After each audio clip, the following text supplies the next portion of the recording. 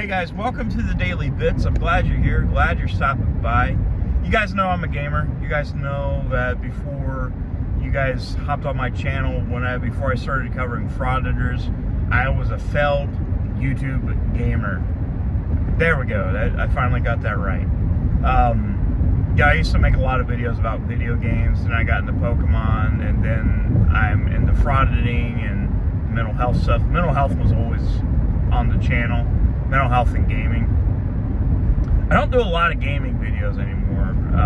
They seem to be my least popular uploads, which sucks, but that's okay. It's a highly competitive market for gaming YouTubers, and I'm just one fat guy out of the millions of fat guys on the internet ready to talk about video games.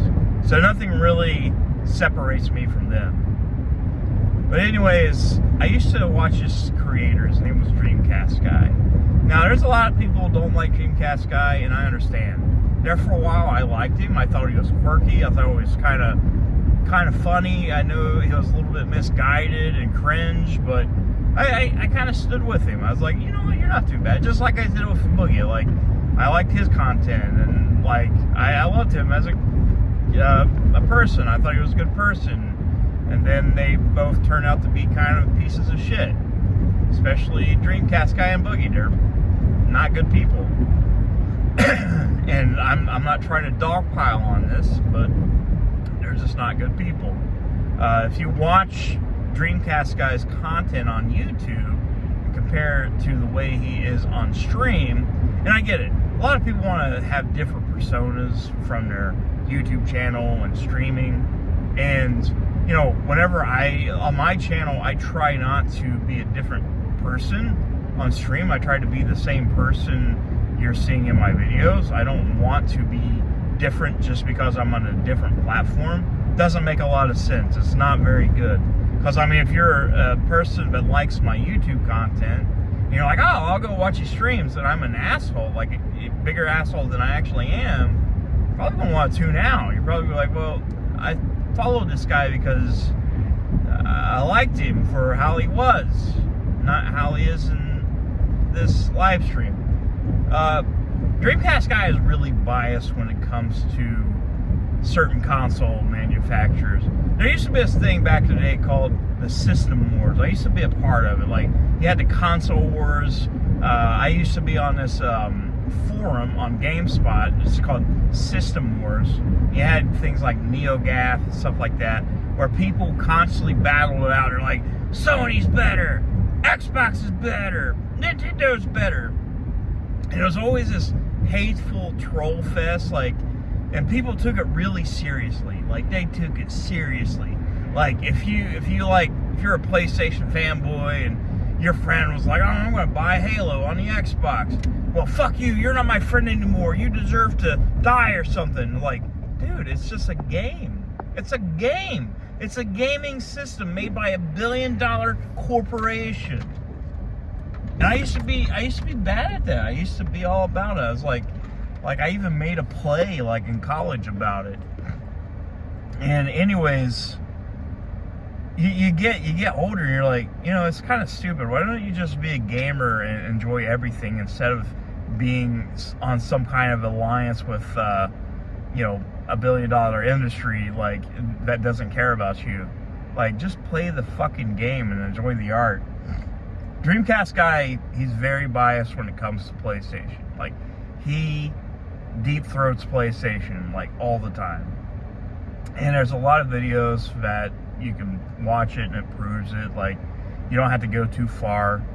But anyways, there's this new game that came out. It's called Quantum Error, maybe? Yeah, I think it's Quantum Error. It's a PlayStation 5 exclusive, which already that has that going for it because, of course, Dreamcast Guy is one of those guys. If there's an Xbox exclusive, or you know, Xbox is getting any type of games, he's like tries to go out of his way to be like, don't purchase this game, it's an Xbox game. Like, did it with Starfield and stuff like that. Tried to make it seem worse than what it was. But he was hyping up Quantum Error since it was a PlayStation 5 exclusive, just because the developer said, well, it can't run on an Xbox because the SSD on the Xbox isn't as fast as the one on the PlayStation 5. And if you take a look at the game itself, the Quantum, it does not look good. It looks mediocre at best. It looks like an asset flip. And I hate to say that. I'm sure the studio behind it had good intentions, but I was not hyped for it. And going through like some of the tweets and stuff like that, which are now deleted by the Dreamcast guy, like he was hyping this game up like so hard just because it was a PlayStation exclusive.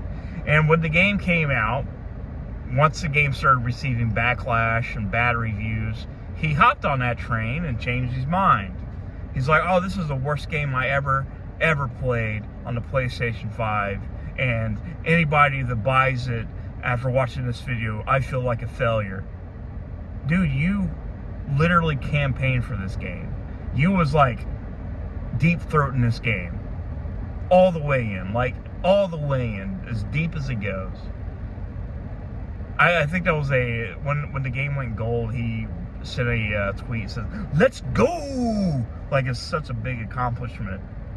And I don't get it. I don't understand. I don't understand why like he's so hyped for stuff like this, because just because it's a PlayStation exclusive doesn't have any bearings on if it's going to be good or not. Yeah, Sony has a good track record of good games, but not every game is going to be a golden egg.